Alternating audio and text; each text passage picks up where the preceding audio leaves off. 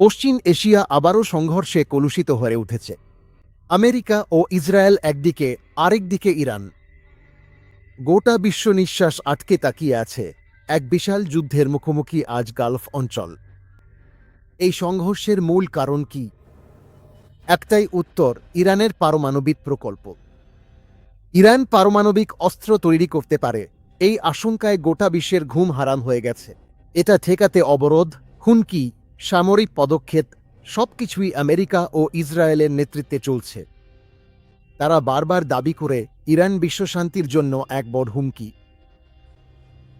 কিন্তু এই বৈশ্বিক উদ্বেগের মাঝেও ইচ্ছাকৃতভাবে লুকিয়ে রাখা এক বড় সত্য রয়েছে। এটা বিশ্বের সবচেয়ে বড় গোপন বিষয়গুলোর একটি। ইসরায়েলের কাছে ইতিমধ্যেই ডজন ডজন, এমনকি শত শত পারমাণবিক অস্ত্র রয়েছে, এটাই সত্য। আমেরিকান মিডিয়া বা সরকার এ নিয়ে কখনো কথা বলে না। ইরানকে পারমাণবিক অস্ত্র রাখতে নিষেধ করা আমেরিকা কেন ইসরায়েলের পারমাণবিক অস্ত্র নিয়ে চুপ থাকে? এই ভিডিও সেই দ্বৈত নীতির অজানা দিকগুলো খুঁজে দেখছে। ইসরায়েলের পারমাণবিক স্বপ্নের শুরু হয়েছিল 1950-এর দশকে।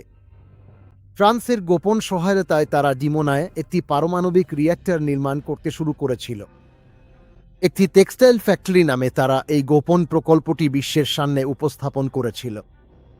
কিন্তু খুব বেশি দেরি না করেই সিআইএর গুপ্তচর বিমানগুলো সেই সত্যতা ধরে ফেলেছিল।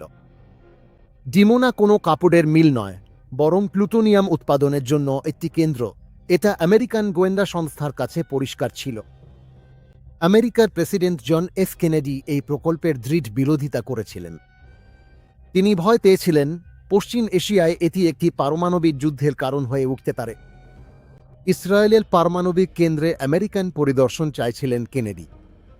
কিন্তু তার মৃত্যুর পর আমেরিকার অবস্থানে বড় পরিবর্তন আসে। পরে আসা নিক্সন প্রশাসন ইসরায়েলের সঙ্গে একটি গোপন সমঝোতায় পৌঁছায়। এই সমঝোতার নামই হল পারমাণবিক অস্পষ্টতা বা নাকলার অ্যাম্বেগেরি। হিব্রু ভাষায় একে আমিমুত বলা হয়। এই অনুযায়ী ইসরায়েল কখনোই আনুষ্ঠানিকভাবে স্বীকার করবে না যে তাদের পারমাণবিক অস্ত্র আছে, আবার নেই বলেও বলবে না। আমেরিকাও ইসরায়েলের কাছে এ বিষয়ে কোনো প্রশ্ন করবে না। গত 5 দশকেরও বেশি সময় ধরে এটি আমেরিকান পররাষ্ট্রনীতির সবচেয়ে বড় ভণ্ডামিগুলোর একটি হিসেবে টিকে আছে।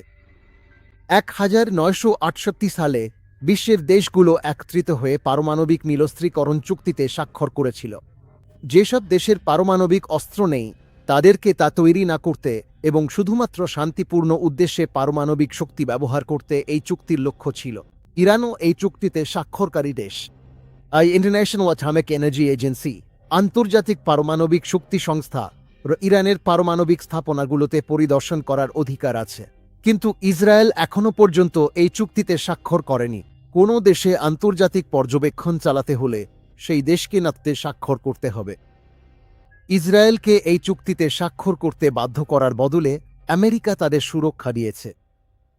জাতিসংঘে ইসরায়েলের পারমাণবিক প্রকল্প নিয়ে আলোচনা উঠলেই আমেরিকা ভেটো ক্ষমতা ব্যবহার করেও হোক বা ভোটের মাধ্যমে হোক সেটাকে আটকে দেয়। এখানেই আমেরিকার আসল বিচারিতা বিশ্ব দেখতে পায়। ইরানের কাছে পারমাণবিক অস্ত্র থাকতে পারে এই সন্দেহের কারণে একটি দেশকে পুরোপুরি আর্থিকভাবে চেপে মারার জন্য আমেরিকা কঠোর অবরোধ আরোপ করে। তারপর তাদের বিরুদ্ধে এক বিশাল হামলাও চালিয়ে দেয়। কিন্তু ইতিমধ্যেই পশ্চিম এশিয়ার একমাত্র পারমাণবিক শক্তি ইসরায়েলকে প্রতি বছর $100 কোটি সামরিক সহায়তা আমেরিকা দিয়ে যাচ্ছে। পশ্চিম এশিয়ায় শান্তি চাইলে সেখানে থাকা সব দেশের জন্য একই নিয়ম প্রযোজ্য হতে হবে। একজনের জন্য আইন প্রযোজ্য নয়, আরেকজনের জন্য আইন কঠোর। এটা কিভাবে ন্যায় বিচার হতে পারে? এই প্রশ্নটা আজ শুধু আরব বিশ্ব নয়, সারা বিশ্বের শান্তিকামী মানুষও করছে। আমেরিকার এই বিচারিতা শুধু ইসরায়েলের জন্য নয়, সুরক্ষার হুমকি তৈরি করছে। এটা পশ্চিম এশিয়ায় বড় ধরনের অস্ত্র প্রতিযোগিতার আগুন জ্বালিয়ে দিচ্ছে। ইসরায়েলের যদি পারমাণবিক অস্ত্র থাকতে পারে তাহলে আমাদেরও সেটা চাই, এমন ভাবতে শুরু করেছে অন্য আঞ্চলিক শক্তিগুলো। এই আমেরিকান নীতি আসলে পারমাণবিক বিস্তারকেই উৎসাহিত করছে।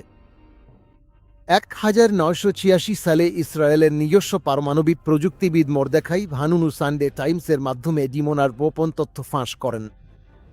সত্যি কথা বলার জন্য তিনি ইসরায়েলের জেলে 18 বছর একাকী কারাবাসে কাটিয়েছেন। তবুও মানবাধিকার রক্ষার দাবিদার আমেরিকা তখনও নীরবই থেকেছে। আমেরিকা, ইসরায়েল, ইরান, এই তিনটি দেশের রাজনৈতিক স্বার্থের মাঝে আটকে আছে পশ্চিম এশিয়ার কোটি কোটি সাধারণ মানুষের জীবন।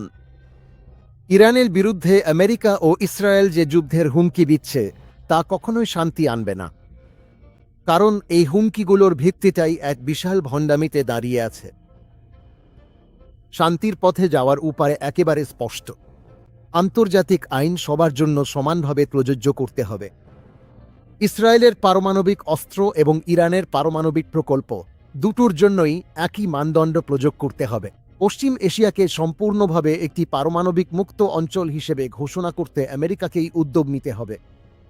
যদি আমেরিকা দ্বিচারিতা বন্ধ করে সৎ কূটনীতি গ্রহণে প্রস্তুত না হয়, তাহলে এই পারমাণবিক ছায়াগুলো একদিন গোটা পৃথিবীকে গ্রাস করা এক বিশাল বিপর্যয়ে পরিণত হবে। এটা ঠেকাতে সত্যকে চিনে নেওয়া এবং জোরে জোরে বলে ওঠাই আমাদের সামনে একমাত্র পথ।